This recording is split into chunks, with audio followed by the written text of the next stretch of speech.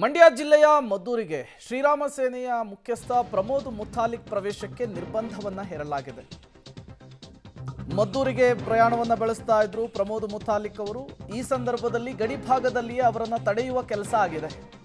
ವಾಪಸ್ ತೆರಳುವಂತೆ ಮುತಾಲಿಕ್ಗೆ ಪೊಲೀಸರು ಹೇಳಿದ್ದಾರೆ.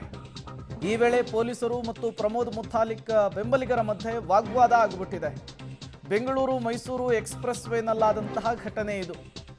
ನಿರ್ಬಂಧದ ನಡುವೆಯೂ ಕೂಡ ಮದ್ದೂರಿಗೆ ತೆರಳೋದಕ್ಕೆ ಶ್ರೀರಾಮ ಸೇನೆಯ ಮುಖ್ಯಸ್ಥ ಪ್ರಮೋದ್ ಮುತಾಲಿಕ್ ಅವರು ಯತ್ನಿಸಿದ್ದಾರೆ.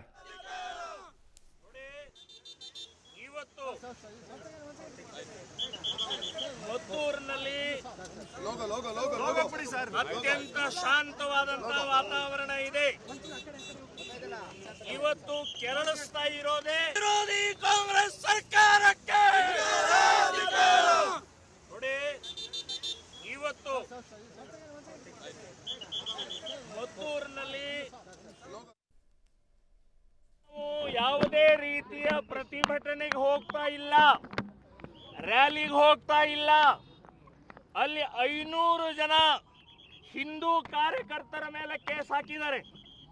ಇವತ್ತೊಂದು 10 ವಕೀಲರು ಕರ್ಕೊಂಡು ವಕಾಲತಿನ ಸಿಗ್ನೇಚರ್ ಮಾಡಿ ಅವರನ್ನ ಕೇಸ್ನಿಂದ ಮುಕ್ತ ಮಾಡೋ ಸಲುವಾಗಿನೇ ನಾವು ಇಲ್ಲಿ ಬಂದಿದ್ದೀವಿ. ಇನ್ನು ಯಾವುದೇ ರೀತಿಯ ನಮ್ದು ರ್ಯಾಲಿ ಇಲ್ಲ, ಏನೂ ಇಲ್ಲ. ಸೊ ಈ ಸಮಯದಲ್ಲಿ ನಮ್ಮನ್ನ ರಸ್ತೆಯಲ್ಲಿ ತಡೀತಾ ಇರುವಂತಹದ್ದು ಅಮಾನವೀಯವಾದ್ದು, ಸಂವಿಧಾನ ವಿರೋಧಿಯಾದ್ದು.